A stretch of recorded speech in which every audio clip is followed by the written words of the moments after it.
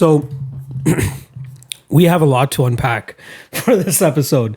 What I think I'm gonna 251. What I will do is like I'm gonna release one big episode of this, but then I will release probably 3 smaller ones of like each card. recap.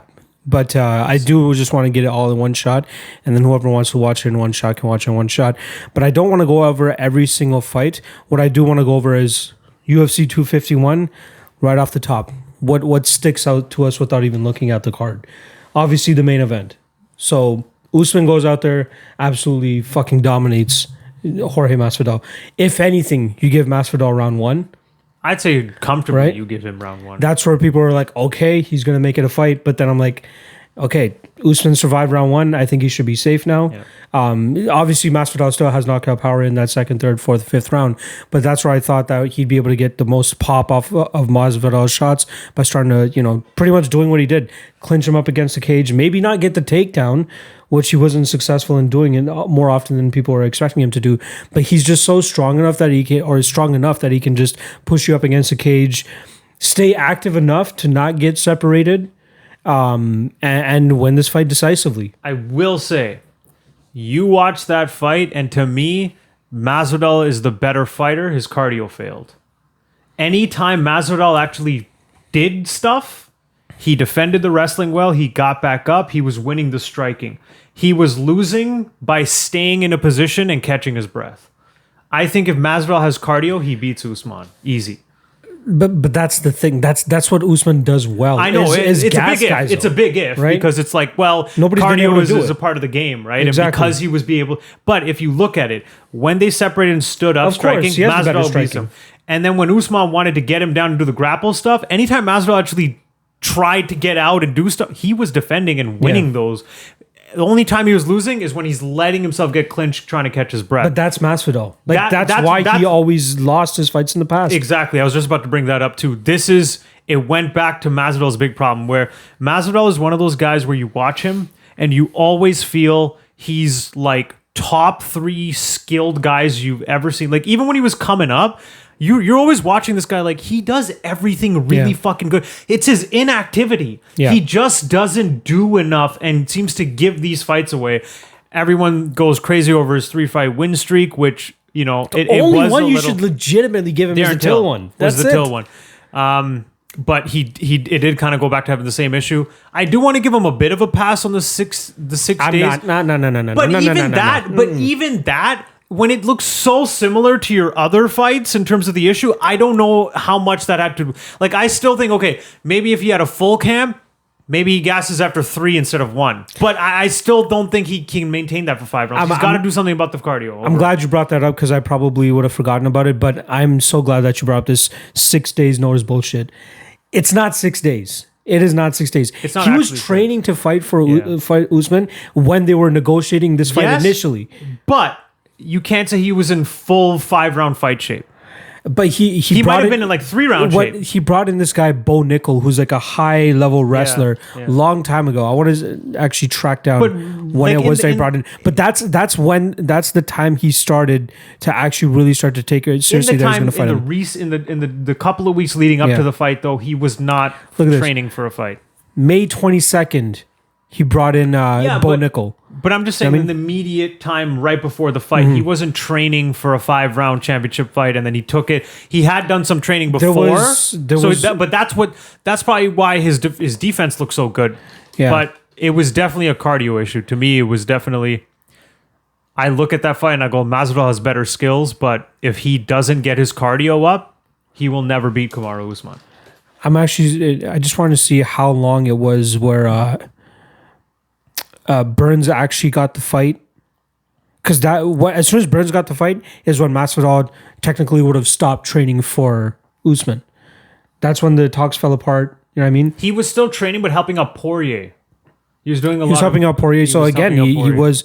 I doubt we're going to find that information. But either way, I'm not buying into the Masvidal just hopped off a couch and just got this fight in 6 days. And people need to quit with that narrative. Even Poirier himself said that. It's not that. He's been helping me train. The guy's exactly. in shape. So. But yeah, you're right. If you want to legitimately give him 3 months to train for a fight, I still don't think it would go any differently. I agree. This is the thing. It's funny because I'm saying if I look at this fight, Masvidal is easily more skilled. Yeah. And based off skills, should always win. But that one thing that's holding him back is such a big thing that I don't think he overcomes that. I don't see how, because it's been a problem his whole career. Yeah. And you're telling me he's going to get Kamaru Usman type cardio anytime soon? No. So I actually do think if the fight happened like this again, if they matched him up again, it would probably it would be a little closer. But I still think Usman just grinds him out. The cardio is just too he's big. the grind king though. It's Like just- nobody's going to be able to get him off. The cardio is too much. His cardio is good. His wrestling is good enough to like if you keep it up against the clinch, it's good in that aspect. Yeah, like here's the thing. Maybe you can't hold Masvidal down, but when you have cardio, you could just keep taking him down, and then when he gets back up, still hold him against a cage land shot. You're still winning the whole time. So if Masvidal, if he can't get his cardio up, he should never take this fight again. It's weird to say this considering like the boring-ish style of Kamaru Usman. I think in our generation, post GSP, he's going to be the greatest welterweight of all time. I find it hard to believe anybody's going to beat him. Dude, especially the only one in the top 5 he hasn't beaten is Gilbert Burns now. He's beaten like number 7, number 8. I think Wonder Boy. So there's Burns at 1, and then Wonder Boy at 6 is the next guy. Wow. He hasn't fought. Like who? What? So what? Gilbert Burns is probably going to be ready to fight soon. Yeah. They might get that fight done by the end of the year, November. I'd say November. They announced Costa and Izzy for September. Yeah. So maybe October. November. And I think they're doing 2 pay-per-views in October, like I told you. It's not like right? Usman took a lot of damage. Like he should be okay coming out of that fight. He took some strikes, but he looked fine. I'd say top 3 guys that are a threat to Kamaru Usman. Number 1 would be Burns. I'd say number 2 Colby. Number 3 Edwards. I'm actually, we haven't seen how the fight plays out, but right now I would rank Colby number 1. I'd have to give Burns the slight edge because I feel like he has the better striking in terms of power. He has the jiu-jitsu, so even if Kamaru wants to take him down, it could be a little bit dicey down there. Stylistic, but that cardio is the cardio. Yeah, exactly. X factor, I'd say you know what? You're right. Maybe for 2 rounds, Burns will be a problem. For 2 rounds, Burns will be a problem. But Colby I'd say he's a carbon copy of Kamaru Usman, just not as strong. Yeah. Everything else is pretty much the exact same. Yeah. And when you watch their fight, it was super tight. And what was the difference? Yeah. The power and the strikes. They put him out finally at the end. Do go rewatch that fight. I did recently rewatch it. Did you have it? I had a 3-1 Colby going into round 5. Oh, in terms of scoring, I didn't see it in the score that again because I think that was definitely it was a close fucking fight, man. Yeah, like it was a close fight. Again, I think that Colby might even have the slight edge in terms of output. Yeah. If they were to fight again, you know what I mean? Kamaru's stiff shots though. Yeah, man. They're just a little bit more pop on them. them. It was. But yeah, I think. What do you think of that statement though? Do you think Kamaru is the greatest welterweight after GSP now? Like, nobody's gonna beat him. Who else you got? Matt Hughes. You got Robbie Lawler, Johnny Hendricks, Tyron Woodley. I can't believe you even brought that name up. You got to bring him up at least. Fuck you. I would say, here, I'll give him this though. I don't think Tyron Woodley's the worst welterweight champion. I think Robbie Lawler is the worst welterweight champion. Robbie Lawler got 2 split decisions he never should have gotten, so he never should have been the champ, and then he should have lost it. Oh yeah, the Condit and Hendricks fights, right? Good point, but I don't think he ever should have been the champ. Skill for skill, though. Like, I hate that the first Woodley Lawler fight went the way it did. Well, the only one. They were scheduled to fight again, but then Woodley had to pull out. Fuck. I wish we got to see that fight again because I think Lawler could beat him. Skill for skill wise, I'm talking about. I think Lawler is more skilled than Woodley. Maybe not their titled reign, but skill wise. And I'm talking skill wise for like greatest welterweight too, is what I mean. Usman is up there with GSP. I think GSP would beat Usman, like prime for prime. GSP would beat Usman, but I think Kamaru is a solid number 2. Nobody has his cardio, power, pace, all that shit. It's the thing with Kamaru, right? When you go into a fight and you're Usman, you imagine how confident he feels. Yeah. Like, oh, okay, I'm going to try and strike with this guy. Oh, shit, he's tuning me up. Let me wrestle. Oh, shit, I can't take him down. I'll just hold him against the cage. Exactly. Okay, like there's many options. There's always something to bail him out. That's just strong enough. When your cardio is that good, you can just keep working and always win based off activity. I don't see anybody beating him. I really don't. Colby is the closest thing, but that's about it. He's such a monster. Well, what is next? It's clearly going to be Burns. Yeah, 100%. Give it to Gilbert Burns. What do you think about? Well, yeah, I guess not Leon. Not Leon. Poor Leon See, Edwards. no. He's getting lost. Edwards Masvidal.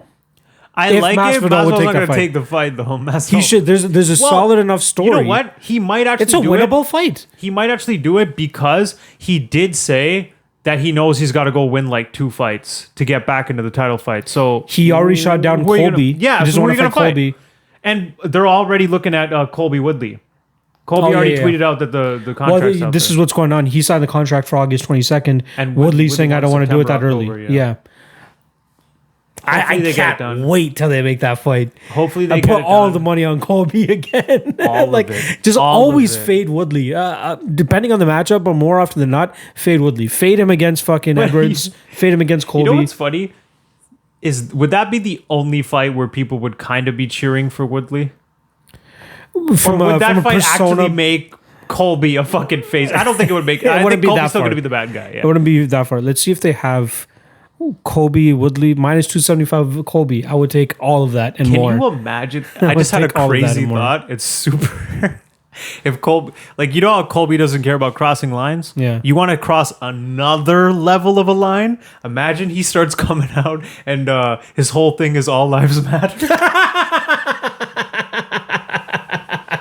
God, that would That- twist Woodley up in a Dude. bunch, dude. Dude. That would fuck him up. That would be another level of line crossing. Like, oh my God. That is a legitimate insult nowadays, though. Unfortunately, to say all lives matter, everybody's getting pissed off. that at means that. you're demeaning the Black Lives Yeah. Matter when you're saying that. So can you imagine he comes out and that's his whole campaign shirt, leading all up to. lives matter, fucking hat, all lives matter, dude. That would. But then when tear people him ask him up. about it, he's like, "Of course, Black Lives Matter. All lives matter." Yeah, so like yeah. he's not But what's putting it doing to them Woodley? down. Yeah, What's it doing to Woodley? Yeah. Oh my God, that would be absurd. I want to see like how far is this guy willing to take it? Yeah, exactly. Like when you're talking about Glenn Robinson having a heart attack and dying. When you're talking about Kamaru Usman, Jesus Matt Christ. Hughes getting hit by that train.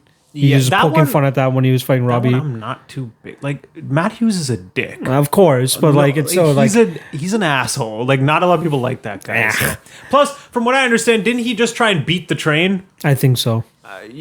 You win stupid prizes for doing dumb things, right? Like I'm Play stupid game, win stupid whatever, prizes. yeah, whatever, there you go. Even I kind of fucked that up. All right, so we kind of have a little bit of a forecasting in terms of what we're doing with the welterweights. Let's talk about featherweight now. Yeah. Volkanovski goes out there, defends his title against Max Yeah. Holloway. Super controversial decision at first, but we went over it in deciding splits, and we agree that Volkanovski won around 3, 4, and 5. yeah. So the appropriate result is out, at least in our opinion. But I wouldn't be mad at a third Holloway fight. However, don't do it immediately. Yeah, Volkanovski has a couple other guys out there that he can go fight. We're Holloway not- needs to build himself back up. Maybe one max, no pun intended, 2 more wins, and then you could get a title Honestly, I shot think again. one is enough. Like especially if it's dominant. Depending on the level of or who he's fighting, let's go see what the rankings are saying. Even though we know that. Let's say they don't Max mean goes them out, fights Zabit, and fucking mauls him. Nobody's gonna be Oh, like, of course. no, No, title no, shot. of course. Let's Yeah, get you're him right. one right now. You're right. And you know what? That's the fight to make. Max Holloway versus Zabit. Zabit Well, I is think- number 2. Yeah, I think When the Zabit's. fuck did he go up to number 2? I think Zabit's actually supposed to be scheduled to fight. Who the fuck is We it? got 3 and 4. Are I feel it's like constantly either Yair or Brian.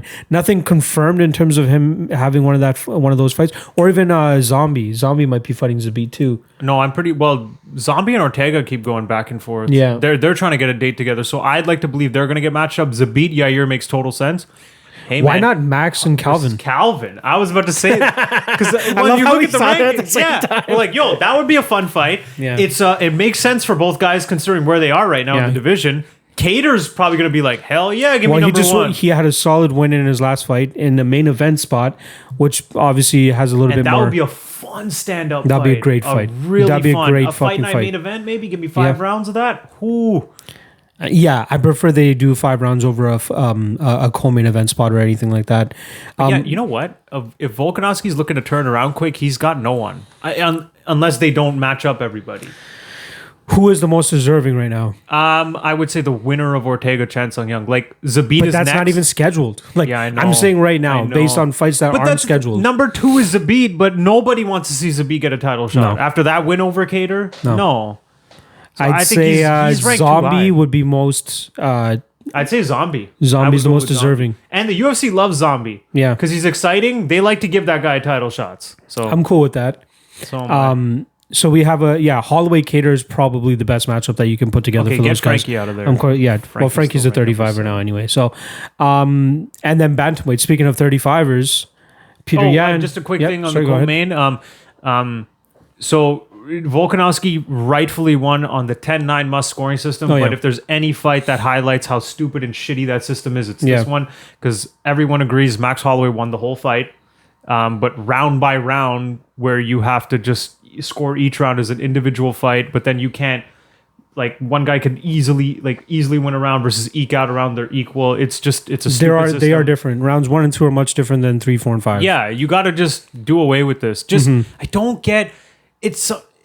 I hate when the solutions are so simple and they overcomplicate shit. What is with this points and adding? Just fucking do pride, man. Just like, who won the fight? Look at the damn fight and say who won. When we get to the Wednesday card, there is a judge that scored a fight, a 10-7. There was a 10-7 in round 1 for one of those fights. Use the numbers. You know what I mean? But then one of those that same judge goes out there and scores Jessica Andrade over Rose Namajunas, right? Jesus Christ. There is somebody on the right track, but that still shows that there are flaws that they need to correct. But it would simplify it too, because now the judge is looking at just this 5-minute frame and he's got to make a decision who won this. Ooh, that was a little close. But maybe the whole fight is easier to see, because the first 5 minutes were close, but then this guy easily wrecked him in the last 10 minutes. So as the whole fight, it's easier to see. I think we're overcomplicating it by dividing it into these segments. Then each segment has to be scored. It's just like, what are we doing here? Just score the fight. The one thing that we also have to look at is when we're taking into our consideration our CSS or our relative scoring system, is that we're looking at it after the fact. Yeah, they have to do it round by round. If you look at it after the 5th round is done or after the 3rd round is done, go back and look, okay, was round 1 a 10-9 compared to the 10-9 I gave in round 2? Can I change round 1 to 10-8 because the 10-9 in round 2 is much different than the 10-9 in round 1? That's why if they did do a system like that, I don't think they should have to submit the scorecards until the end so that they can do the relative. But what I'm trying to say is, even get rid of that. Why is it so complicated? Just say at the end who won the fight. Pride, there was no scoring. It was literally a judge just saying that guy's name. Yeah. Who won? Ricardo Arona or fucking Vanderlei Silva? Like, that's how simple it should be, because most people, I mean, if they went to that system, you'd probably get the right winner more times than now. I mean, this system sucks. It's not really working at all. I'm not sure, man. You still have to, like when there are close-ish fights, I think judges will still end up getting it wrong more often than not. That's fine, but it's not going to be worse than this shit. And it's way more reflective of actually who's winning the entire fight. Because, like, even the Volkanovski and Holloway fight, you see him win the last 3 rounds. You see Volkanovski win the last 3 rounds. Is that going to play more of a factor in the judges' minds because it's the last thing they saw compared to what Max did in the first? It could, 10, but right? I still feel that's like what Pride did too as well. I think they weighed even Risen. They weighed the latter part of the fight heavier than the beginning of. That more came into play when it was like a big thing, like a big factor. Like this one's like Volkanovski's winning the later parts, but he's barely winning. Mm-hmm. It's not like he's mauling him after getting his ass whooped for the first part. It was like, no. He got handily beat up for 10 minutes and then he outpointed for 15. This was one where everyone did say, like, just watching us a fight, Max Holloway won the fight. So I think he would have got a better result. A part of me still feels like I don't mind the scoring round by round. Like that, every round you're essentially trying to score a point. Like, think of it as like hockey. Every round you're trying to score a point. Every time a team scores a point, you get 1 point. You know you're up 1 point. Compared to like a full 25 minutes, split up into 5 rounds. Did I do enough in that first or second round? No, but then, okay, let's go with the hockey thing, right? The way we're doing it right now, it's like we're scoring each period like its own game.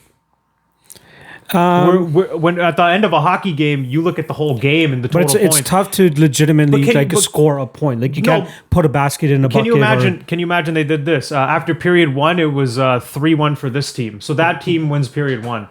Now the scores doesn't matter. Now we go to period 2, and this team won 3-2. They win period 2. It's not going to be the right result. I just take the whole fight. Take the whole thing. Fight. I highly doubt we'll ever see that type of reform in judging or be. scoring or anything like that.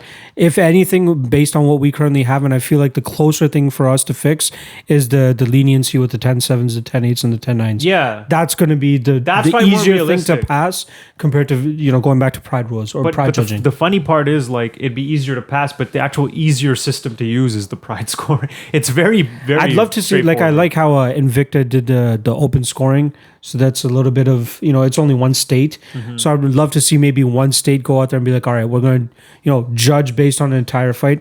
Let's give it a trial run. Let's see how it goes. Let's do like 10 events and see if we get proper judging, proper outcomes, and see what the outcry is. Maybe. It's one fight. It's not 3 fights. Yeah. Or 5 what you different fights. Like, just judge the whole fight. It's one fight. One fight that we didn't need the judges for, thankfully, Petr Yan versus fight. Jose Aldo. This is a great Crazy fight. fucking fight. The roller coaster of, all right, Petr Yan looks really fucking good, to the next one being Jose Aldo. You're looking really good now too. You're coming back. He looks of old almost, even better because he was exchanging more in the fire. Like, he was standing in the pocket a little bit more. And then Petr Yan comes back around, and Jose Aldo's past cardio issues start to plague him once again. And we see Petr Yan just absolutely take over. And Jose Aldo just gave the fuck up at the end there. And obviously you're going to give up when you have a Russian over you in fucking full mount. I think he had his back, or was it full mount? Kind of like the Cain Velasquez position. Yeah, just the side. Not taking the back, but side controlling. full mount, whatever the fuck you want to call it, and ate a ton of unnecessary shots. You could have stopped that fight maybe a minute and a half earlier. That stoppage roughly, right? was god awful. Yeah, the fucking. who was it? Leon Roberts. We one of were the better looking at the screen refs, Wait, stop the fucking fight, man! What is happening? Even the commentators, everybody was fucking losing it. Even Terrible. Rogan on Fight Companion, they were like, "Yo, stop it! Yeah, he kept saying stop the fight because this was a good comparison that I heard comparing to the Anthony Smith Glover Teixeira one. In terms of damage, that one should have been stopped, and people were complaining about it. Oh yeah, but here's the thing: if you rewatch that fight, Anthony Smith's getting pounded on, and the ref goes, "Smith, you got to do something." He would literally kick back at that time, and then go back to doing nothing again. But anytime the ref said something, he did something. Yeah, this Aldo one was did like, the shit. Aldo, you got to do something. Block. Staying block. It's not Staying block. enough. He's telling you he wants out. Take the fucking hint, ref. Yeah. I mean, anybody on their couch at home could have seen that. That was just Absolutely. a really bad stoppage. One thing on Aldo, though, you can definitely tell, like, that young Aldo fire is gone. Like, he's definitely, like, he quit. Like you said, like, he had this face like he didn't want to be there after round 3. But this is the first time, in my opinion, that he's faced somebody that has that type of killer instinct, even in the last rounds. And enough of a killer instinct with cardio. And I'm talking about, like, any other fight that he's fought in the past that take him to that 4th or 5th round. Mark Hominick, Ricardo Lamas, that these guys that slowly take over, they might have won those 5th rounds, but they don't have the type of tenacity and fucking finishing power that Petr Yan has. Here's the other side to that. Those fights he was comfortably winning and had the confidence knowing I'm better than this guy.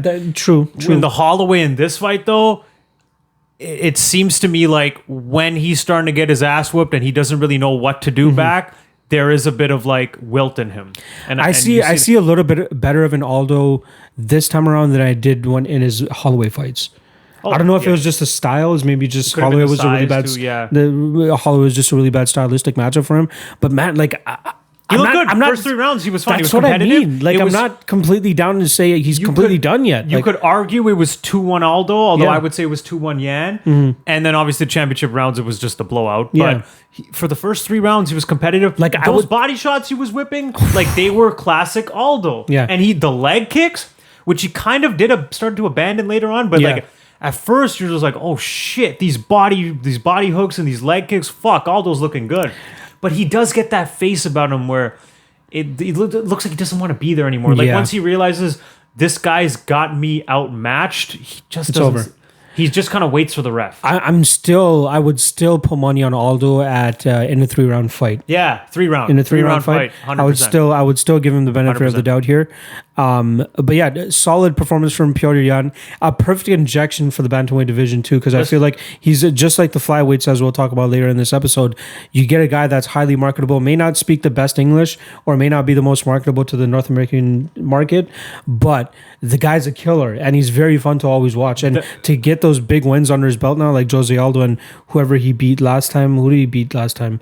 Uriah Faber, whatever. Jimmy Rivera before that. Like, you're getting solid, entertaining wins. It's easy to market, so I'm happy for this Piotr Jan. Yeah, that was one thing we haven't really touched on. Like, we were just talking about Aldo the whole time, but yeah, Yan is a fucking monster. Like, absolute that cardio is absurd. Yeah, the amount of shots that he ate to the body and the leg and shrugged them off, stayed in his face, kept throwing, and then when he's trying to finish in the 5th round, he's flurrying full speed. Like, he's not. It doesn't. And then when the fight ends, he's like fine. I'm like, what the fuck? Like, what is this guy made of? It's unreal. So his UFC run right now has Ishihara, Jinsu Sun in a fight he probably should have got the finish, but Sun just had a ridiculous chin on him, ridiculous heart.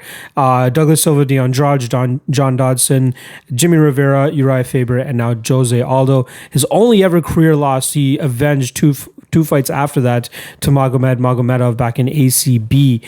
The guy's a beast, man. What do we got for 135 now, though? So you got Marlon Moraes to potentially fight him. Aljamain Sterling should be the next one. It's 100%. It's got to be Sterling. Dana just seems so against it, though. Like, he's not denying it, nor is he saying he's next. But like, there's something about Aljamain Sterling that Dana doesn't like, and it's did very Dana fuck clear. his wife or something? Like, it's very clear. I don't. Maybe he chirps too much, or maybe behind the scenes he's hard to deal with and negotiates. I don't get it, because Aljamain seems like one of those guys who's at the top of the division that just gets shitted on. Like, oh, he's fighting, put him on the prelims. Like, what is this Aljo hate? I don't get it at all. I don't see what he could have done to get that level of, like, dismissal. Like, he's just dismissed all the time. He went out there and absolutely dismantled Corey Sandhagen last time around. So, yeah, he is more than deserving. Yeah. He beat Pedro Munoz. He lost to Rafael Sansao. He beat Jimmy Rivera. Beat Cody Stamen. How many guys in the top 10 has he beaten? Fuck. 1, 2, 3, 4. Yeah, he's won quite a good amount of fights, man. 4 out of the top 15, Rivera, actually. Interesting. He had a very close fight with the Sansao. Didn't fight Aldo. Beat Munoz. Beat Sandhagen. Yep. Jesus Christ. You got 4 names in the top 10 right there that you've taken out easily. I mean, you got to give him the title fight. Yeah. Technically, Moraes... Technically, yeah. He should. Especially considering he just has a win over the guy that just fought for the title. He's not getting any love. No? But I will say with Marlon Moraes, he's got to work on the mental cardio side, man. And mental. It's that cardio mental side.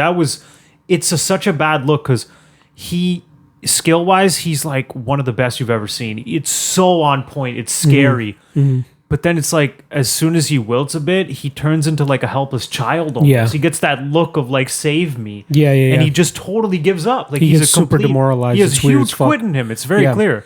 I believe the rumor currently is that he's supposed to be fighting Cody Garbrandt next, which is a solid number 1 contender fight in my opinion. I think, the UFC loves Cody. He's got that style. Yeah. So if I'm the UFC, that's a fight I want to make, because I want to get Cody into the number 1 position to get him a title fight, because he's going to be the biggest draw. Him against Piotr Jan? Oh, like a Cody that's not playing Rock'em Sock'em Robots?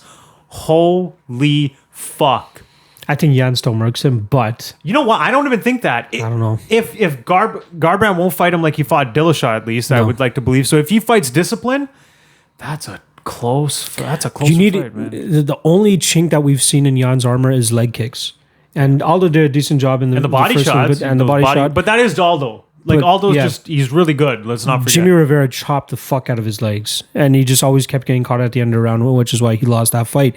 But Pedro Munoz is another guy that has solid leg kicks. I don't think we'll ever see him get a title shot, though, because he's just not able to crack that top 3. But yeah, Aljamain Sterling easily next for Piotr Jan. You know how I feel about Pedro Munoz. Yeah. I think he's barely a top 10 fighter who got lucky. He's just getting away. He got lucky that Garbrandt decided to play Rock'em Sock'em Robots, and his ranking is totally based off that one win. In fact, Garbrandt gets one good win, and they just skyrocket him above Munoz again. So what's next for fucking Aldo? What do we do with him next? Who? Sorry, for Jose. What do we do Aldo. Next for him?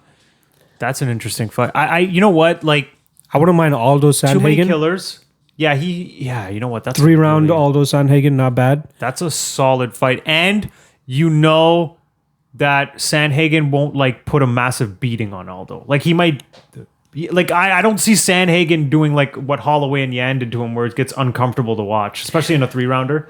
If you know what, well, Sandhagen could really start pulling away later in the fight because he does. But have if it's a 3-round, if it's a 3-rounder, in a 3-rounder, but like he has that, he's the type of guy that moves a lot, throws a lot of punches, throws a lot of shots. But it's more outpointing than like beating the shit out of the guy. But it could get to the Holloway type of fight where it's just overwhelming with strikes. But only in a 5-rounder. But he's not like a one punch.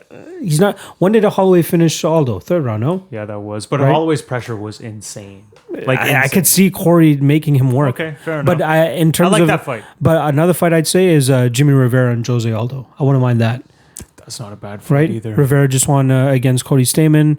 He, not a crazy pressure fighter, solid leg kicks himself as well. So that would be a very fun fight to watch too.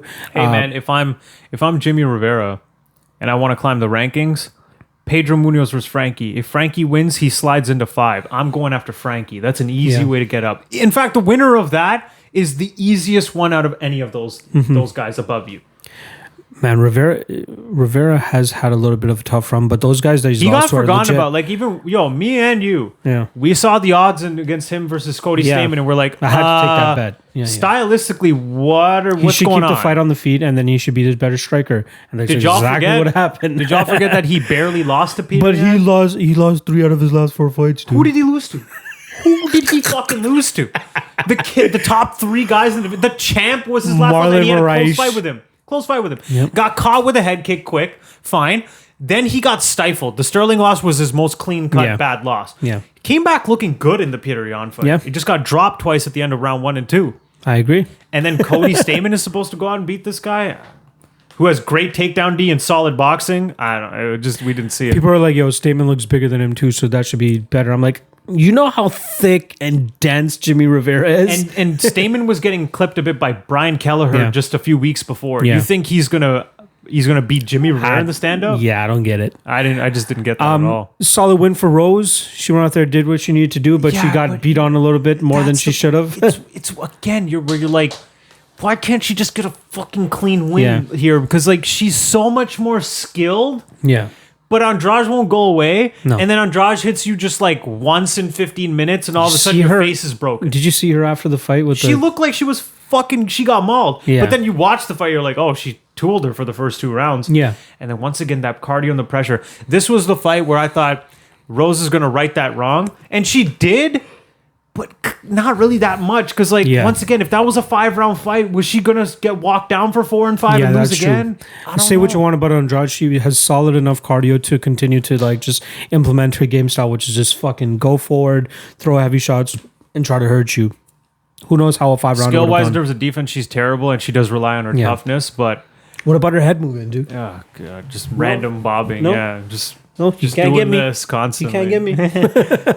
Or you can time it. But yeah, at least Rose got the win, and I think it's pretty obvious at this point we're getting Wiley against Rose. I mean, I'm okay with that. Everyone wants it. So Rose is down for it too. I thought she would be a little bit skeptical in terms of getting a title shot again because she's just been so against the title. Remember, when she lost the fight, she goes, ready. "This is a relief." That I lost this. Yeah, but now she seems like she's in a better headspace at least. Amanda Hebos goes out there and does what she needs to do against Paige Van Zandt. This fight was obvious. Everybody knew it was going to happen. Good win for Hebos. That's exactly what happened. They're really pushing her though. Like I think it was on the Wednesday card. They just kept giving her a spotlight. She was sitting beside Dana and shit. Like they're really, really pushing her. I'm like, slow down a little bit. She's a straw weight.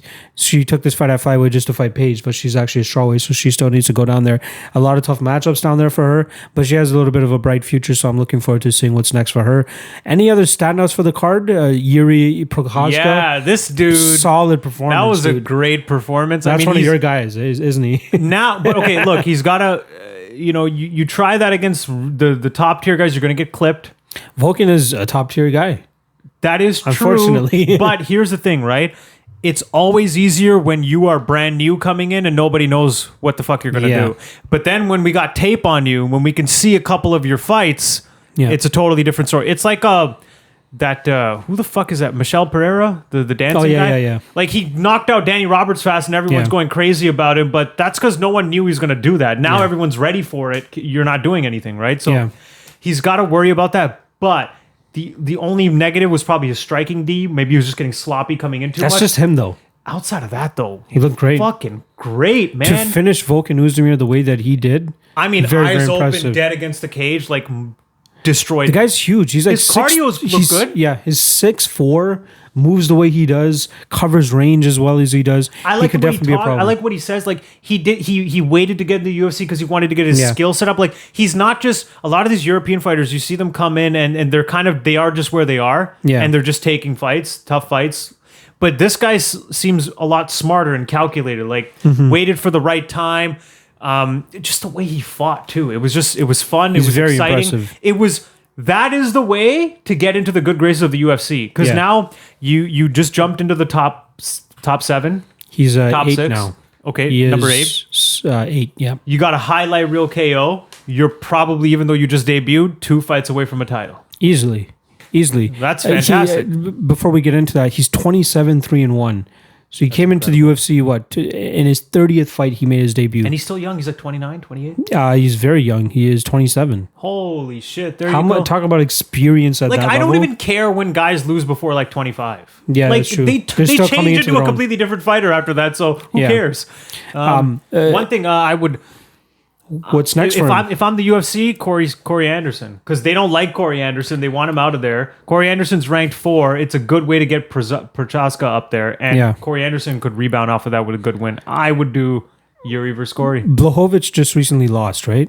No, he just knocked out Corey, so he's been campaigning for. Blachowicz is either going to fight Jones for the belt or Dominic for the interim. True. That's what's going to So- happen there. so- Thiago just got matched up with Glover. He's fighting Glover. Smith is fighting Rakic. Yeah, there's literally Gustafson's at heavyweight there's now. literally no one but Corey left there. Yeah, Corey, He's the odd one out. Blachowicz, and Reyes. So it could either be Corey or Reyes or Blachowicz if they don't get matched up with each other. I think best case when you look at that, It's probably Corey. it sticks out like I just find it difficult for them to want to put that fight together, other than the fact that they probably hate Corey, the UFC being. I would think they would be But jumping at it. just coming off a devastating loss like that to Jan Blachowicz, even though it was against a top 2, top 3 guy, I But- completely understand that. but- But they're pretty good at matching up guys that are coming off wins with each other. Yeah, but here's the thing, right? The UFC, when you look at those two guys, they clearly want Yuri Oh, of as course. the star, and they don't care about Corey. So for them, they're probably like, hell yeah, number 8 versus number 4, and and it's like a good time to get him. Hell yeah, let's What are do we it. waiting on for Jones? To see if he wants to fight? He's not suspended or anything, right? No, contract dispute. He just doesn't want to fight for. Well, less no, now. the main contract dispute was for the Francis fight. But even now, he's just saying like, if they don't want to pay me, I'm not going to fight. So he's fine sitting out. So I guess the most likely thing He's is an that we'll old get dog. Reyes and fucking Blachowicz for their interim title. man, but just, if Jones leaves the division, then that division is fucked. Hey, Jiri could be the guy to fucking no one to fucking reignite you it. need a few guys up there. Like outside think of about Reyes this. and Yuri, like ugh. Well, think about this. Jones, it's kind of like the DJ thing, right? He's so far beyond the rest of the division that once you take him out of the equation, the rest of the division is going to thrive because they're going to get closer fights. You tell me flyweight's thriving. Well, let's look Since at that. DJ left, flyweight's thriving. Right? Well, it's, but still, the guys at the top, it's interesting though. Let's see, Davison. Okay, Benavides probably not there anymore. Moreno's on the way up. He's ever improving. Pantoja just lost. Alex Perez on his way up. Formiga, he just got murked by Perez. There's like 3 guys in this. Askarov on the way up too. He still technically Fair hasn't lost. Kai Karfran's shit. Bonturin shit. Snell You got shit. to number 8 Brandon and you started Royval? saying their shit. Brandon Royval is on his way up. Just had a solid win over Tim Elliott. Julian Paiva, another guy that's on his way up, in my opinion. That guy is fucking solid. But this is also years after DJ left, and But there was just we had Cejudo at the top for a little bit. You know what I mean? He just kind left. of he just won that one. That's the fight. thing, right? I think that you can definitely make the light heavyweight division fun again if Jones does end up leaving. It's not a complete shit show if he leaves. Again, if you get a guy like Yuri who's going to be entertaining and going out there murking guys, he can make it fun again. You know what I mean? So I'm not completely with the whole, without Jones, this division is garbage. It's all garbage. relative. It's all terrible. relative. It's all relative to their fighting system, skills. Just start heavyweight at 186. and do away with Just this leave shit. it from there. Nothing else that really stood out on the undercard. Yeah, Amir Khani got a really nice quick submission. yeah, over Danny Henry. The Homer Simpson. Not bad. Yeah, I said that. Was it? No. That was a different fight. That was Makwan against Chris Fishgold. Oh, Yeah, was yeah. it? That was a different fight. That okay. was I me thought this leading up was- to researching that fight. Oh, okay. That's what it was. I thought it was this one. No. Santos wins. Easy Dos Santos got screwed. That was like the one bad decision. Salikov Yes, should have. Leonardo Santos is the one that won against Roman Yeah. Bogatov. That was the fight where Bogatov, I believe, got 2 points taking off for consistent dick kicks. But we didn't get to watch that fight the closest anyway. Yeah, solid card overall. You know, the top 3 title fights delivered, in my opinion, outside of the Usman Masvidal stalemates, but he still went out there and got the job done. Some good, fallouts from here, as we discussed earlier in the episode. Looking forward to seeing how all the title fights play out now. The most promising prospects coming out of this, Hibas and Yuri, easily, right? Yeah, 100%. All right, let's move on to what's the next card that we got? The UFC Fight Island 1, which was Kattar versus Ige. This one won't take as long to go over just because not too much significance on the card. Let's start off right off the top, though. Calvin Kattar against Dan Ige. Fun fight. Ige, I believe, Expected won that result. first round. No, second. Second round, yeah. Kattar won first round. Ige won second round, and then Kattar just took over from that. 2 judges had a 49-46 Kattar, and then 1 judge had a 48-47 Ige. Not sure which other round other than round 2 you can give to Ige. But in terms of a performance, I thought Kattar was going to finish him. Ige, that was- Hawaiian pride. We know they're tough as tough as the fuck. toughest shit. But Kattar's just the difference in striking was just so evident. And then you couple that with Ige coming off a tough fight against Barboza. So In a fight where he numerously got hurt to the body. Exactly. So I you mean, would I think thought Kattar Kattar would would be put able him to out, get, pull off a body shot and But- put him away that way. that seemed to be what everyone was thinking going into this fight. This fight went exactly how everyone thought it would, and the only thing in question was Kattar going to get the finish, or was Ige just going to be too tough and last the 5? But other than that, fight kind of went the way we thought. Kattar was the more skilled guy standing up, but Yeah. Ige was really tough and made it a brawl. It was a fun fight. I wouldn't say Ige's stock completely dropped here. No. Right? So it's held, still up it held there? well. I think it held where it Yeah. is. Yeah. I don't know if it went up, but it didn't go down. We've already kind of talked about the repercussions of this fight, though. With UFC 251, we believe that Kattar and Holloway should be matched up, That's the which fight. is should be a bonkers fight. Give us 5 rounds of that. Please don't make it a co-main event Fight night. or stack it on a different card. But Fight make it Island 8. Yeah, exactly. Just put them night. together. Tim Elliott versus Benoit was the co-main. We did a deciding splits on this episode. Tim Elliott deservedly gets the decision in that fight. No real repercussions Not a in that. robbery. Flyweight's still a little bit of a limbo right now. Rivera, solid win over Solid Stamen. win. These guys fought at featherweight even though they're 35ers. Super short notice. As soon as Edgar and Munoz pulled out, the UFC needed to inject a little bit more into this card. Hence why they put this fight together. Tyler Santos against Molly McCann. I don't know what in the fuck people were seeing in Molly McCann to think that she'd beat a polished striker like Santos. Santos, got slightly out-grappled against Mara Romero Barella last time around, but in the later rounds of that fight, This you was guys will just easily domination. see that Santos was able to keep the fight on the feet, and when she does, her striking is just so much better than a lot of the other ladies. She goes out there and has a dominant 30-27, even got a 30-26 on one of the judges' scorecards against Molly McCann. Abdul Razak Al Hassan, dude, he is... I said this in leading up to this fight, the welterweight or the catchweight now, because I believe he missed weight, Francis Ngannou. If he's not able to put you out in that first round, you can have your fun with him afterwards. Here's the thing. I will give it to him, considering we've seen these guys before. They hurt someone, they rock them, they go for a finish with a 1-minute flurry, and then they're gassed for the rest of the fight and they lose. I will say though, he had that demeanor after the first exchange where he was looking tired, but he didn't gas as much as I thought he would. Mm-hmm. He still kept up a decent pace even though he lost. Big story of this fight though. What is this guy, Munir Lazez?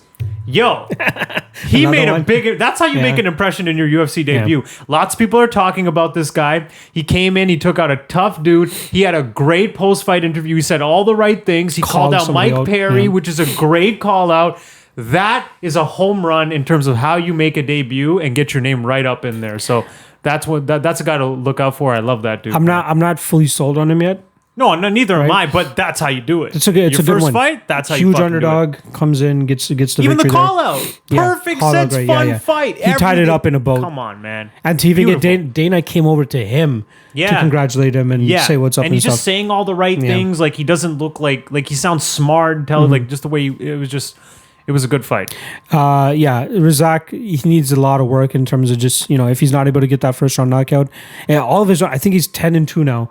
All 10 wins, first round knockout. His 2 losses, Omari Akhmedov decision, and then this decision now here against Lizez. That's a good look. Speaking of newcomers, Khamzat Chimaev. Oh my God. He has a quick turnaround already. He's fighting next week against a newcomer, Reese McKee. But this fight was like, the cartoon where you see a cloud of smoke and just limbs. Yeah. And then like when the smoke clears, like he's just all fine and the other guy's like been in a tornado. Like what? He seems to have it too. Like Lizez kind of has it. I feel like Chimaev has it too. Like he knows he's so much better than these guys. Pay attention to anything like his post-fight interview. I like didn't listen to any of that. Like you can tell his English was lacking a little bit, but like you could tell he's like very fired up. He goes, "I'm ready to go. They want me to fight next week. I'll fight next week." And he is. And he's fighting next week. Good for him. The funny thing is, we'll talk about this now. Reese McKee actually got he's a Cage Warriors. I believe he's a champ over there. And normally the CEO or the president of Cage Warriors FaceTimes his guys and says you're getting the call to the UFC, and they usually record their emotions and all that stuff afterwards. In my head, like he does it with Reese McKee. He goes, "You're getting pack your bags. You're going to Fight Island," all that stuff. He's like crying. He's like, "Yes, I made it." And then the guy goes, "Who did we get?" And the guy goes, "Khamzat." He goes, "Okay, we'll go. We got it. We made it, Mom."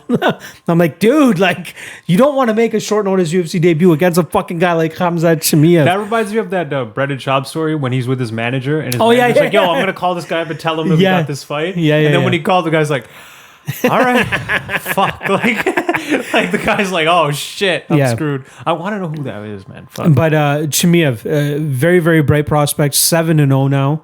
Trains with Gustafsson and those guys at the All-Star Gym in Sweden.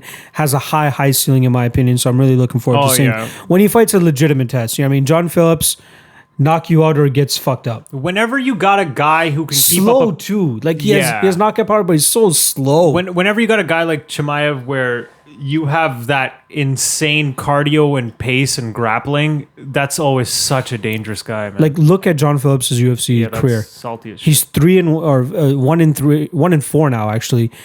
Lost to Charles Bird, lost to Kevin Holland, lost to Jack Martian in a split decision in a fight who Jack Martian is a carbon copy of him too. They're just fucking bombers. That's all they are. His only fight that he won, 17-second knockout against Ahmedovsky, but I don't know if you remember that fight, literally just exchanging bombs from the get-go. It looked like that Don Fry and that Takashi fight where they're just fucking going wild on each other. They just fucked each other up, and then John Phillips. That's the only way John Phillips will ever win is if you go out there and fight him like that. But Khamzat Chimaev was not doing any of that. Solid win from Lerone Murphy as well too. He had that draw in his last fight against Zubair Tukhugov. Comes in and gets a solid finish over Ricardo Hamesh. Modesta Bukauskas versus Andreas Michelitis. Did you see this? No. Did you see how this fight finished? So Bukauskas had a very strong end to the first round, and then as Michelitis was trying to get up. Oh, the elbows. Sorry. The when you were stopping the takedown and he knocked him out with the elbows. I believe him knocked him with the elbows, but as Michelitis, his back was kind of against the fence, and he was about to get up, but he went backwards. But for him, backwards was where the cage door was. Yeah. And somebody opened the door and he just fell backwards, and it looked like he was just out of it more than it actually looked like. Here's the thing though. I didn't mind the stoppage because he got screwed over with falling back and then looking out of it, so the ref stopped it. But at the end of that round, after eating those elbows, he was on his knee, and the ref kept saying "Are you good? Are you good?" Yeah. And he wouldn't respond. And then when he finally tries, he goes back. Yeah. I mean, if I'm the ref, I'm probably like, "Yeah, fuck this." You're not responding, and now you stumble back, you're out. I think the stoppage was legit. I just don't think it was done for the right reason. Mm-hmm. Like him falling back because the door open wasn't the right reason. As soon as he fell back, they stopped the fight. Yeah, as soon as he fell back. I did think it was a good stoppage. He was hurt from I'm surprised though that they didn't look into that more so for the shots to the possible back of the head. There was one that might have, but none of the ones that even one grazed. Well, it looked like one grazed. All the other ones were right here, and right before the decision was announced, they showed right here on his head, big It's red like red. spot. So you could see exactly where he got hit pretty much. So And that's where you have to aim for that. yeah, right behind the ear. Like he kept saying back of that, it's like, no, it wasn't. You got put out. Gordon versus Fishgold, solid win for Gordon. Fishgold is garbage. Cut him. He's not. He's just a submit you or gas the fuck out kind I of mean, guy. Jared Gordon looked like he Yeah. was fighting in sand or Yeah. mud. Yeah. And he was still getting takedowns with no defense from Fishgold. Like, what are you doing? Yeah. You get submitted all the time and get taken down, and that's your takedown, D? Like, Not you good. Cut. You'd be done. Liana Jojua gets a submission victory over Diana Belbita. That was a any of weird that fight. Yeah, I called Liana. That's another one, kind of like the Molly McCann thing where everybody was all over Belbita. Oh, and I'm okay. like, I don't get it. Jojua should get her down and submit her, but it worked out even better on my end. Belbita is the one that went for the takedown, and then she got submitted. she had a solid advantage on the feet, but for some reason decided to go for the takedown and they got submitted. So Those poor IQ fighters. poor IQ, very, very poor IQ. And then Jack Shore goes out there and does pretty much the Jack Shore and Brett John special, which is smother you until he finally finds a finish or wins a decision victory. I'm high on Jack Shore too. That's another guy that I'm really looking forward to seeing what's in store for him. I just want to see a quick thing on his record because I think he's undefeated. Pretty sure he's undefeated. But him and Brett Johns are like carbon copies of each other too. I think they train together. They're both from Wales. Is he 13-0? Yeah, 13-0. Former Cage Warriors champion. That's just him, man. Like he's just a smotherer. Like he's very, very, very, very high prospect that I'm looking forward to in the bantamweight division. So this Kateri Ige fight, the only thing that will really come out of it of significance is Kateri getting a dominant decision victory. Nothing that we didn't already know. You know what I mean? Yeah, no. And I think it sets him up, hopefully, for a shot against Max Holloway to determine possibly the next number one contender, or at least after Zabit and whoever the fuck worked the things out. And then lastly, let's get into the fight card that happened last night. UFC Fight Island 2, I believe it is. Figueiredo versus Benavidez. We'll start this one at the bottom. We'll work our way to the top. Spivak goes out there and gets a solid decision victory over Carlos Felipe. Armin Sarukian, this motherfucker, 23 years old. Oh, wow. Yeah, that you said it earlier in this podcast. You're saying you don't like to judge fighters that are 25 or less. This guy, man. Another level. This fucking guy gave Islam Makhachev probably the toughest fight he's had in the UFC. This guy. Yep. This is the guy that fought Makhachev in that debut Yep. and gave him that. I remember him. Uh-huh. Oh, shit. It was He this was dude. possibly winning the stand-up, but he just kept going for the takedowns where Makhachev was able to get the better of him there. But I remember that being a tough, close fight. First man. ever fighter to get Makhachev down too. Shit. The Oban Mercier fight was slightly closer though. Oban did slightly better on the feet, nullified the takedowns for the most part, but our Sarukian was just way too. But I like how good he there. took a year off after that, comes back in this fight, and totally dominates Davi Homo. Well, he was supposed to fight Dami Hamosh in April before this whole Fair enough. COVID shit started going That's down. a solid win. Solid win over Hamosh. The one thing that I was a little bit hesitant about, he was going for takedowns in that first round, and I'm like, you don't really want to be on the ground with Davi Hamosh in the first round. He's like, fuck that. He's still didn't give hanging a out shit. in his guard. You know, laid good damage on him. His striking looks so good. His wrestling and his grappling is on another level too. Good prospect. The guy's really, really good. I want to see what was his other loss. Alexander, he got knocked out in 30 seconds in his second fight. And I believe he go back. He avenged it. Guillotined him. Is it the same guy?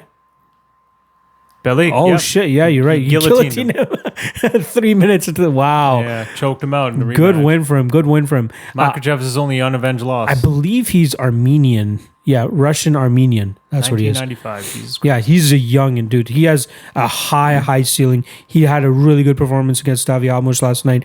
I'm very much looking forward to what's coming ahead from him. This is lightweight.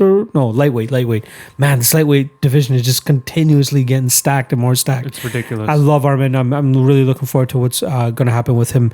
Amir Albazi versus Malcolm Gordon. Tough loss for Malcolm Gordon. I don't know if you remember him, but he was on our first Substance Cage Combat card. He was on Score Fighting Series a couple times too. A London guy from Team Tompkins. Oh, Chris okay. Rodesky, Sam Stout was in his Yeah. corner. Stout. One of those Stout guys. boys, Holland. Albazi, I knew he was going to be the stronger wrestler. I just didn't think his jiu-jitsu was going to be as good as Malcolm Gordon. Goes out there and gets a submission triangle choke at the end of the first round. Good win for him. Solid prospect as well. He's actually a 125er. This fight should have been at 125. Obviously, short notice. They got it at 135. It was Gordon stepping in to fight somebody, and then that guy pulled out, and fucking Amir pulled in. So it was one of those fights where like COVID is just fucking everything over. Brett Johns, solid upset victory over Montel Jackson here. I still believe Montel Jackson has a high ceiling. He just needs to figure out how to like get away from these guys that are willing to swarm him. His only other loss in the UFC was against Ricky Simone, who pretty much took the exact same game plan. And, you know, just out-wrestled Montel Jackson, smothered him, make him work. I thought Jackson had a little bit of an issue with his cardio after I watched his fight with Felipe Clarch, which was his last fight. But, man, he tried putting him away in the first and second round. And when you're, like, winging shots and the guy's just eating them like nothing, obviously you're going to get gassed. But if you put a pressure on him like Brett Johns does, exact same style as fucking Jack Shore, like I was saying, you're going to tire the guy out. Jackson losing that first round up until the last minute or so where he drops Johns. But then after that, Johns pretty much took over for the majority of the fight. 29-28 all around, probably won round 2 and 3 on those judges' scorecards. Very, very excited to see what's going for Brett Johns. I believe, yeah, he's coming off of 2 losses before that. He lost to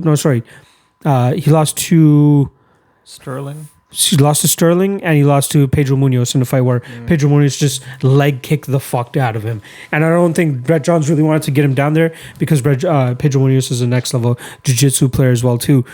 Solid win for Brett Johns there. Next fight, another big upset. We got Joel Alvarez going out there and getting a guillotine choke against Joseph Duffy in probably the least impressive way possible. You know, super sloppy takedown from Joseph Benavidez. Joseph Duffy gets caught in a guillotine choke and has to tap out and then immediately retires. Oh, Duffy retired? He's officially retired. It's hilarious because all the headlines now, Joe Duffy, man who formerly beat Conor McGregor, That's all retires. Talk about his win the only against reason. From like, what, 10 years ago? Yeah.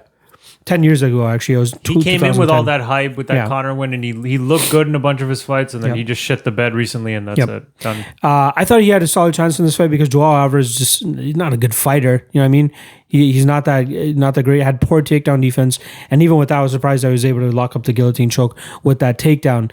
But yeah, Duffy lost his last fight to Mark Diakese, and I saw a bunch of interviews afterwards. He said he had like a lingering rib issue, which is why he took so much time off before this next fight. And I'm like, okay, he seems motivated. He's ready to go. Fixed his rib injury, and then goes out there and fucking loses via guillotine choke. Horrible loss for him there. That was not really sure what's next for Joel Alvarez, but I don't think we'll ever see him in the top 15. He probably loses next fight. Great fight next was Grant Dawson versus Nadir Rahmani. Not really back and forth, but very entertaining because Grant Dawson just has this crazy fucking grappling style where he's just relentless, solid jiu-jitsu, ever improving.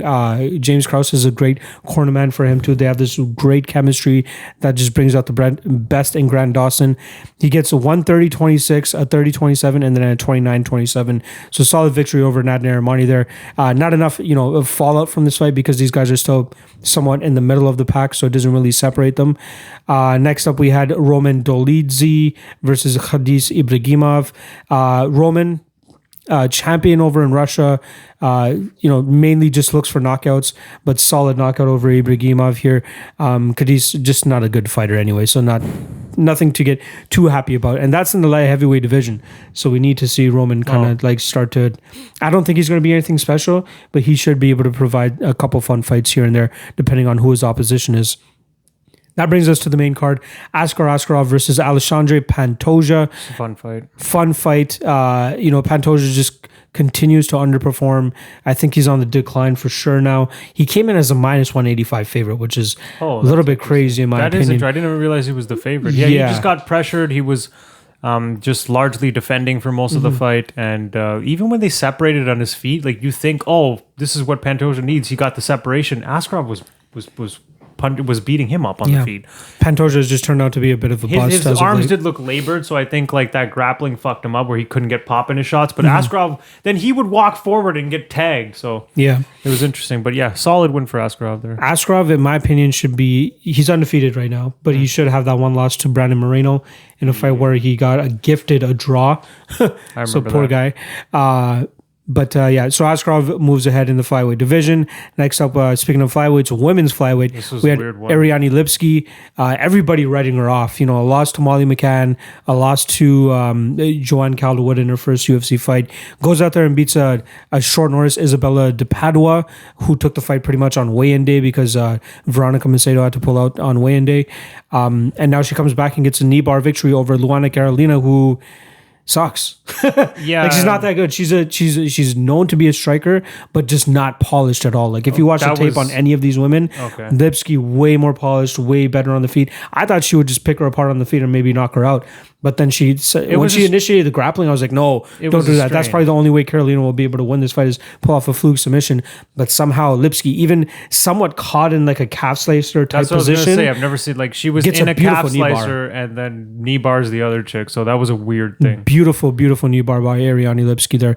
Hopefully she's able to get back into the form where she came into the UFC and she was highly touted. You know, coming over from KS, she was a Brazilian as a fan favorite in Poland when she was like killing bitches in KSW. Like right. that's where they gave her the nickname the Violence Queen. That's in interesting, Poland. in Yeah. Poland. And then came over to the UFC. Started off kind of flat, but now she struck together 2 wins. Hopefully, she's able to couple that end together to really start to achieve that potential that we had for her. This fight was an interesting one. D. Casey versus Fiziev. I was surprised that D. Casey was the favorite here, considering that his 2 prior wins over Joe Duffy and Lando Veneta. The main thing in those fights were his calf kicks. Like that's how he managed to open up the rest of his game because he rendered his opponents pretty much defenseless. But Rafael Fiziev, one of the head coaches over at fucking Tiger Muay Thai, high level Muay Thai, high level striking. There was no way I was thinking that Fiziev was going to lose to a guy that's just going to go out there and calf kick you. You got to think a guy as high level as him would have something in return. Yeah, he'd be for able to calf figure kicks. that out, yeah. And he did, dude. Like, did you get to watch this fight like properly? Yeah. enough? This was a fun fight. He was beating the shit out of Mark Diagassi for the first 2. Well, not beating the shit, I guess, but he was hitting him hard in those first 2 rounds, and then it seemed like Diagassi kind of woke up a bit for round 3 and started to throw back because he realized he had nothing to lose and his back was against the wall, but it was too little, too late. Dude, this guy. There's something that went viral last year of him like evading kicks. Like that. Oh, did you see the limbo shit. Yeah, I remember But this. dude, he did it in a Muay Thai fight, which was just fucking insane.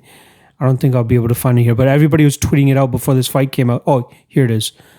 Oh, Talk about flexibility, dude. my lord. You kidding me? Fuck flexibility, the speed, dude.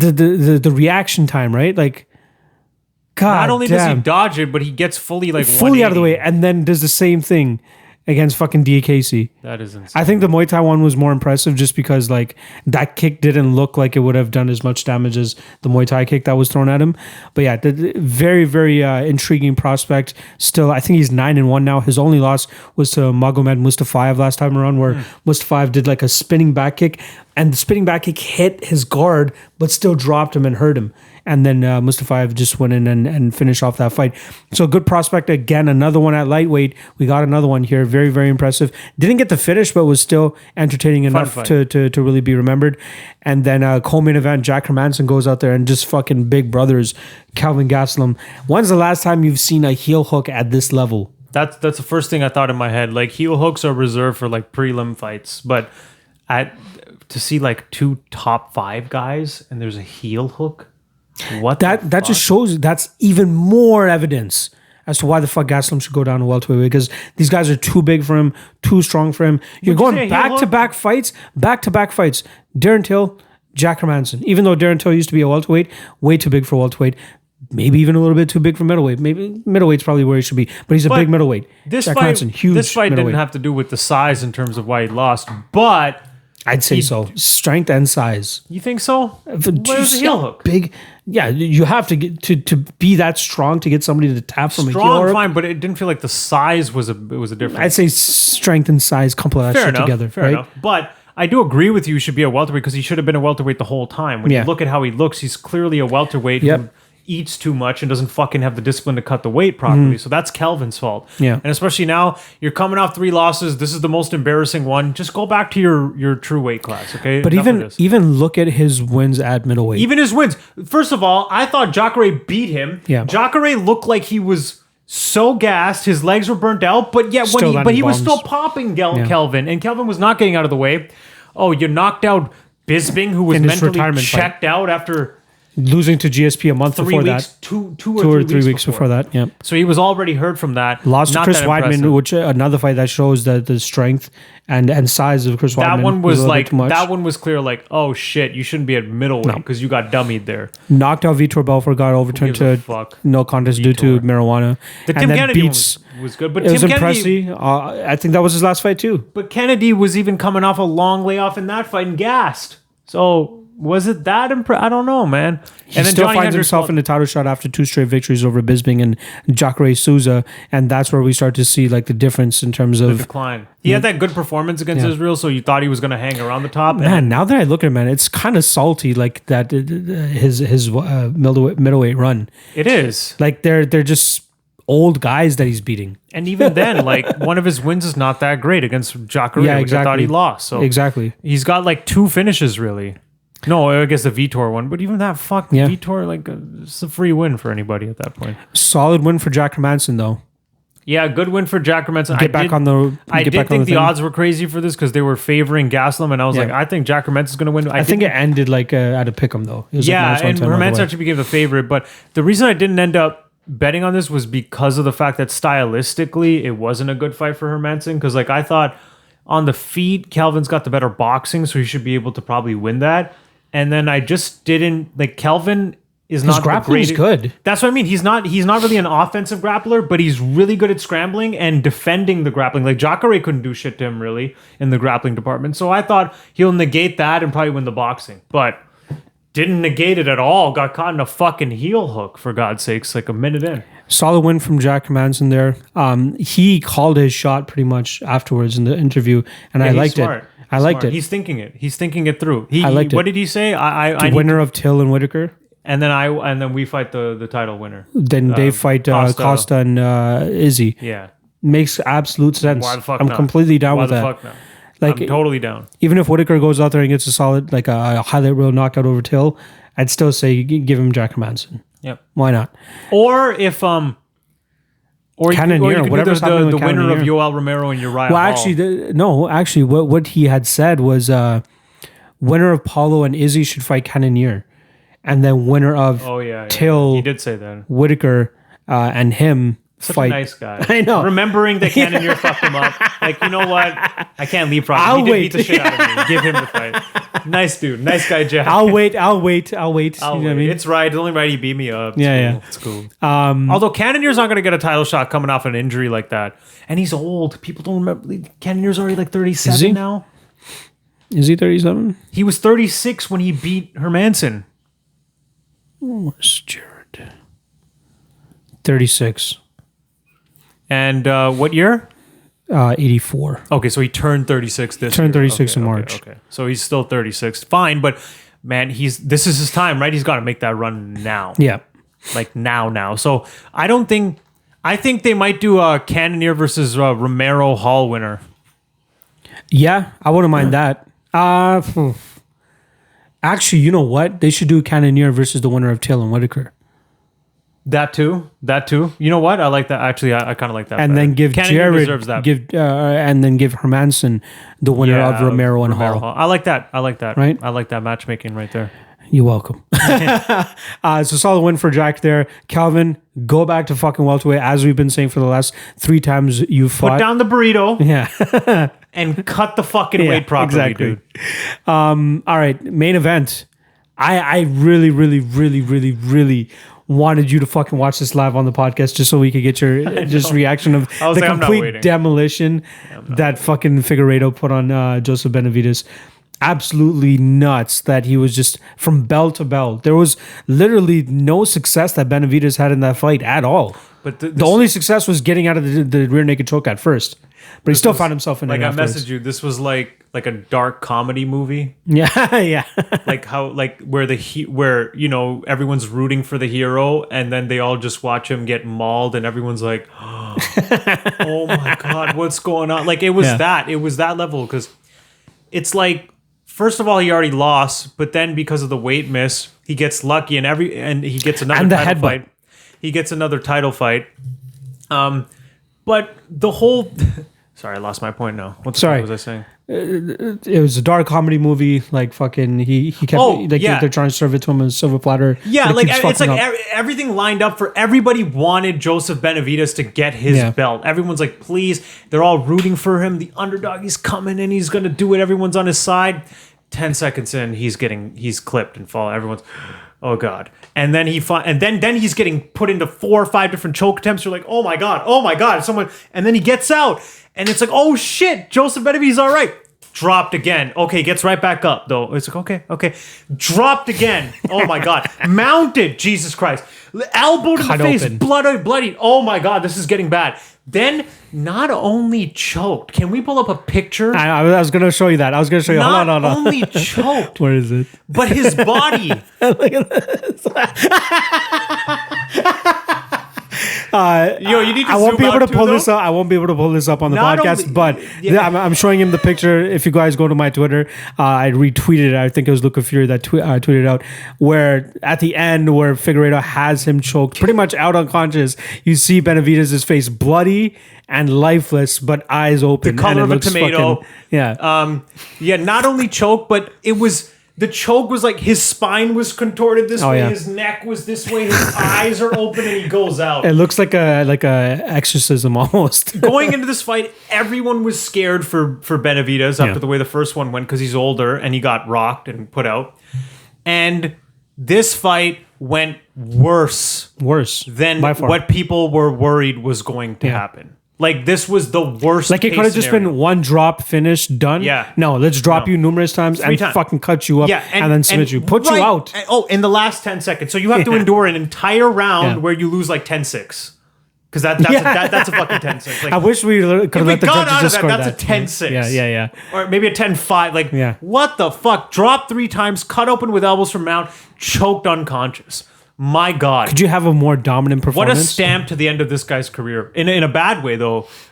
Poor guy. Like, he's just forever that bridesmaid. And even when you look at his resume, I was pointing this out to you before. 3 losses. He has 7 losses, but only to 4 guys. Like, the Pettis one is kind of like that outlier, because it was a split decision. You can even argue Benavidez won. It was after a long layoff, too. Yeah. But his other losses... He's got 2 losses each to the champions of the division. Yeah. Couldn't beat Dominic Cruz twice, goes to flyweight. Couldn't beat DJ twice. Then finally a new champion emerges, with Cejudo. Then he left. Then a new champion comes here with a Figueiredo, loses twice to him too. Like, poor guy. Literally all his losses were to the top guy twice.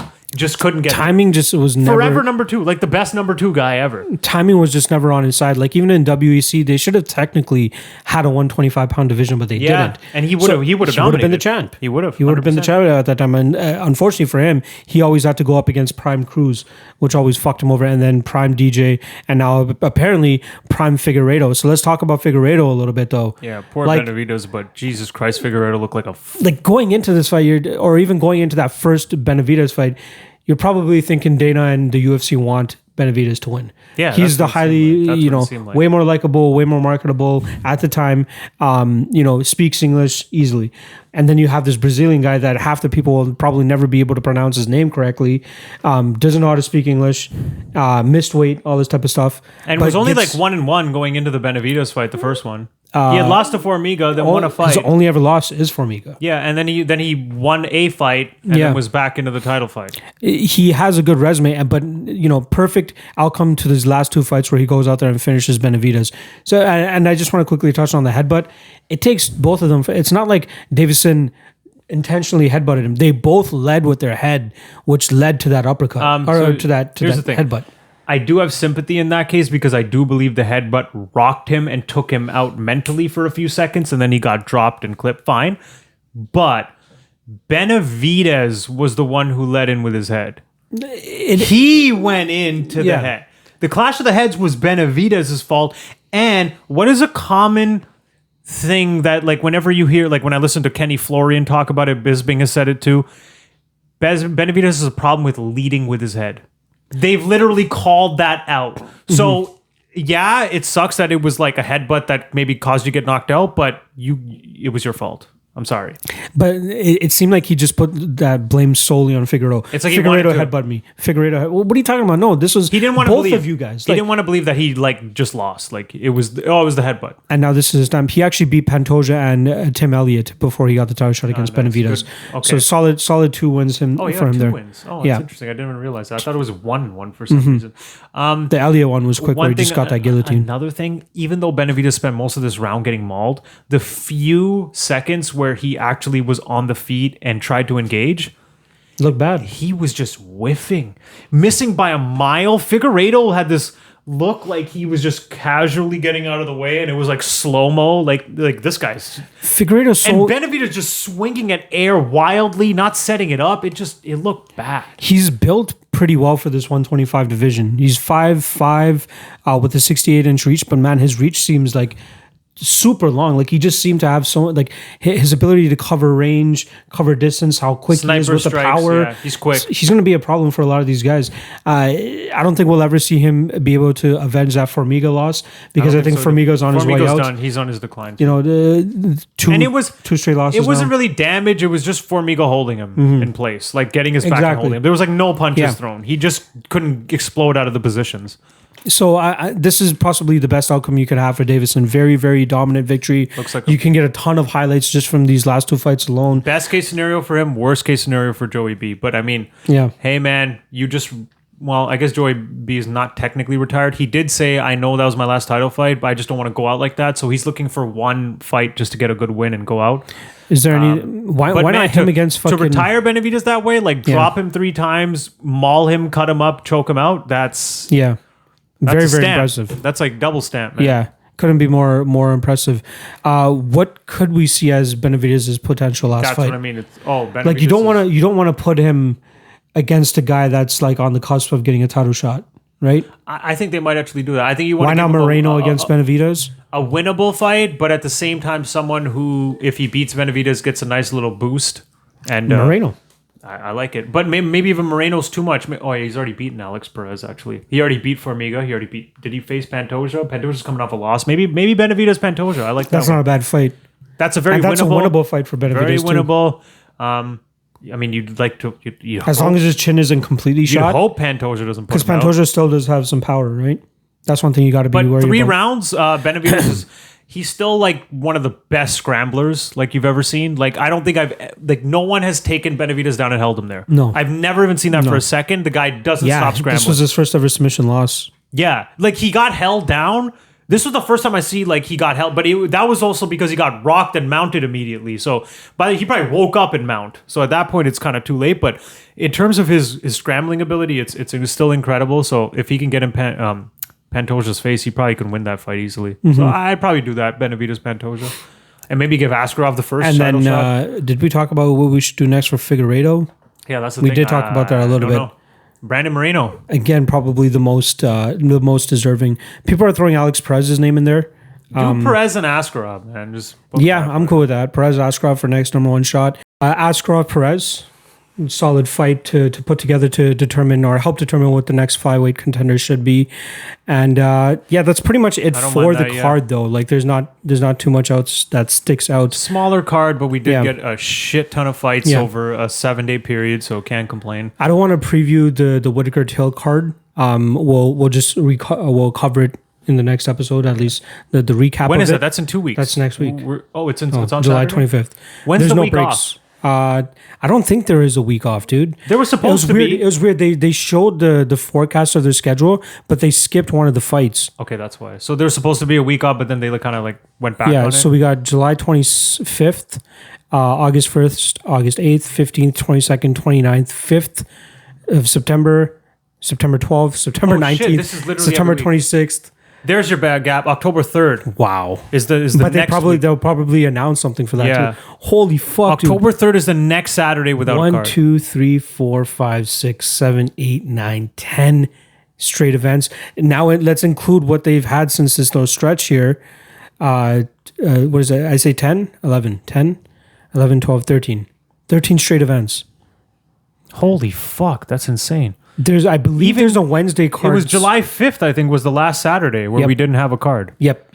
And we're not going Until October. Jesus, that's I love insane. it. I fucking love it. Just in time for Wave 2. I believe there's another Wednesday card. Or did I think... No, I might have gotten that mixed up. Because everything else looks like it's on a Saturday, right? They're all 7-day gaps? Yeah, they're all Yeah. all on Saturdays. right. Maybe a Sunday, I don't know, but it looks like Saturday. But yeah, solid schedule so far. Cormier and Miocic 3 is the next pay-per-view, August 15th, so that's just under a month away. Cormier Miocic 3 it's so funny because that matchup turned into a trilogy that no one anticipated would become a trilogy. No one expected it to be a trilogy. And not only did it turn into a trilogy, but it's like the longest time period possible. Yeah. Like this is a One fight a year. 3-year matchup. Poor What Francis. the fuck? Yeah, seriously. Poor Francis. They Having to fight stick around. once every year. Once every year these guys have Yeah, fought. that's nuts. And nobody thought we were getting 3. We thought we were getting 1 and that's it. All right, this was an action-packed episode that we had for you guys. We covered 3 events for you guys. We also did 2 episodes of Deciding Split, so make sure you guys go check that shit out. Yep. And we will be back next week to cover Whitaker versus Till, which should be a fun fight. Anything else to wrap up the card? You good? All right. Got it all out. We'll see you guys next week. Thanks for watching as always. Hit the subscribe if you haven't already. And we'll see you guys next week.